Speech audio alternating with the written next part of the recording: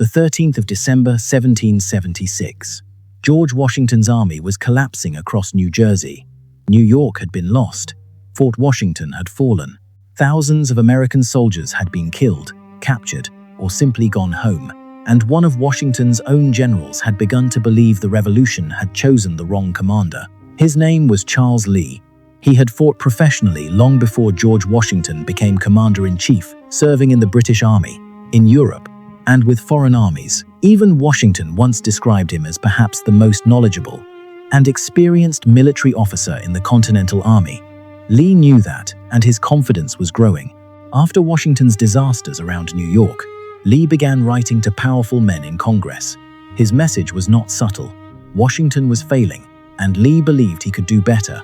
At one point, he wrote, in effect, that if he possessed the necessary authority, he could save the situation. Charles Lee wanted Washington's job. 18 months later, Lee would finally receive the battlefield opportunity that could prove he deserved it. Before the day was over, Washington would find Lee's soldiers retreating toward him, and Charles Lee would begin the argument that destroyed his own career. But his confidence had never been completely absurd. At the beginning of the Revolution, Washington was famous, but his experience commanding large armies was limited. Charles Lee was different. Born in England, Lee entered military service young. He fought during the 7 Years' War and later served in several European armies. He was eccentric, difficult, intelligent, experienced, and convinced of his own superiority. When the Continental Army was created in 1775, Lee expected a senior position, but Congress chose Washington as commander-in-chief. Lee became one of the highest-ranking generals beneath him, and at first, the relationship worked. But 1776 changed everything. Washington suffered defeat after defeat around New York. The army was driven from Long Island, Manhattan was abandoned, and Fort Washington surrendered. By winter, the revolution looked frighteningly close to collapse. And as Washington's reputation weakened, Lee's confidence grew. Instead of quickly joining Washington in New Jersey, Lee moved slowly with his own force. In private letters, he criticized Washington and suggested different leadership might have changed the outcome.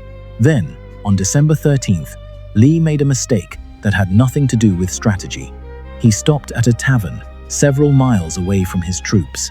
British cavalry found him there. The man who believed he might replace Washington was captured without his army anywhere near him. British cavalry found him there. The man who believed he might replace Washington was captured without his army anywhere near him. While Lee became a prisoner, Washington crossed the Delaware. Trenton happened. Then Princeton. The army Lee believed was being mismanaged suddenly survived its darkest winter without him. Lee spent roughly 16 months in British captivity before returning in 1778. By then, France had entered the war, and the British had decided to evacuate Philadelphia. Most importantly, Washington's army was no longer the force Lee remembered. At Valley Forge, Baron von Steuben had transformed its drill, formation, discipline, and battlefield coordination. The soldiers leaving that winter camp were still poorly supplied, but they were no longer the same army that had broken around New York. Washington wanted to know how much they had changed. In June 1778, about 10,000 British troops left Philadelphia and began marching across New Jersey toward New York.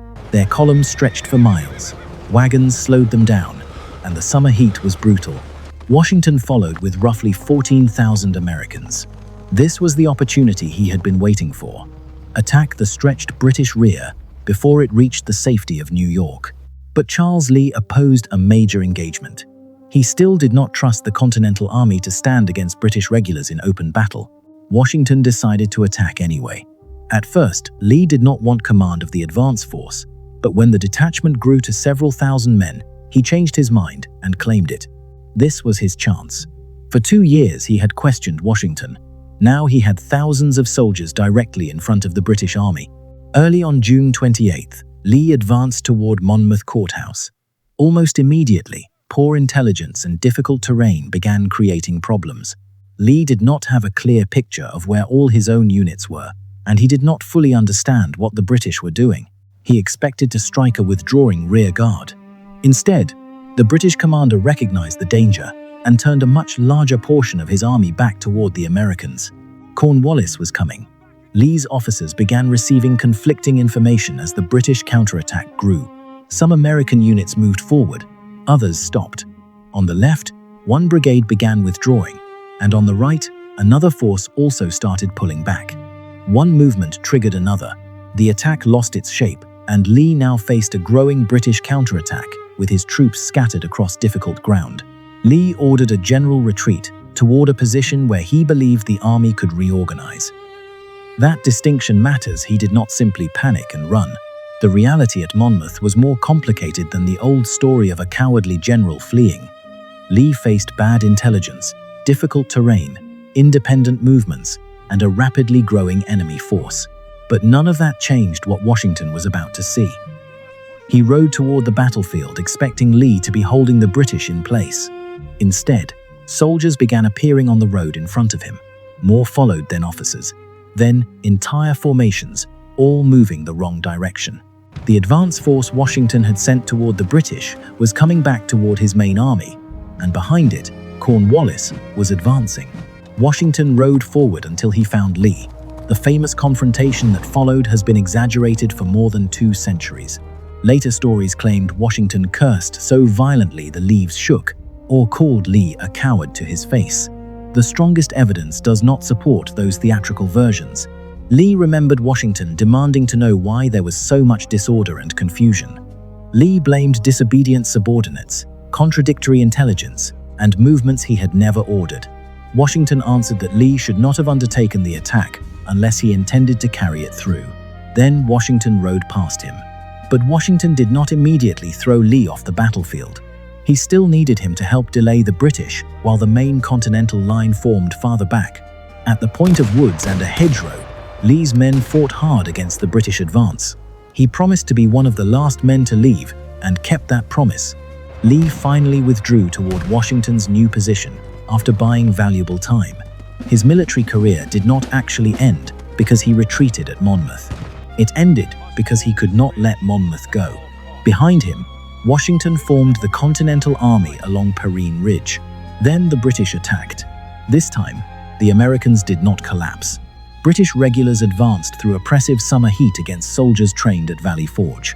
The Americans held. British attacks were repulsed.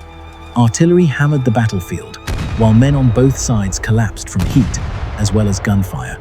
By evening, Washington still occupied his position. The British stopped attacking, and during the night, Clinton withdrew toward New York. Monmouth was not a decisive American victory. Most historians treat it as tactically inconclusive. But something important had happened. The army Lee did not trust had stood in open battle against British regulars and had not broken. The soldiers had changed more than Lee realized. Then Lee made the decision that finished him. Instead of letting the controversy fade, he wrote to Washington and demanded an explanation for the way the commander had spoken to him. The letter was angry and defensive. Washington responded. Lee wrote again, and the argument escalated. Finally, Lee demanded a court-martial so he could publicly clear his name. He believed the evidence would vindicate him. It did not.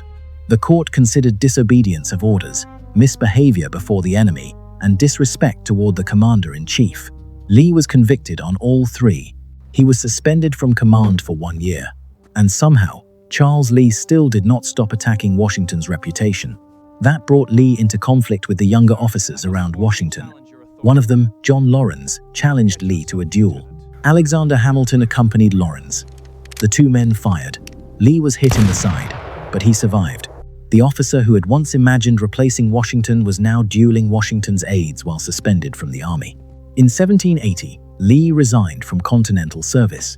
He never commanded American soldiers in battle again, and he died in Philadelphia 2 years later.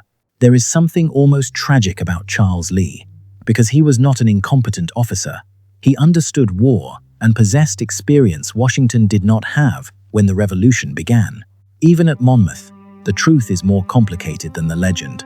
His retreat had military reasons. He helped delay the British, and the battlefield confusion was not entirely his creation. But Charles Lee had one enemy he could never maneuver around: his own ego. When Washington was losing in 1776, Lee saw another man's weakness as his opportunity. When Monmouth went wrong, he could not accept that Washington questioned his judgment. After the battle, he could have allowed his actions to be debated by history. Instead, he demanded judgment immediately and received it. Charles Lee spent years believing George Washington stood between him and the position he deserved.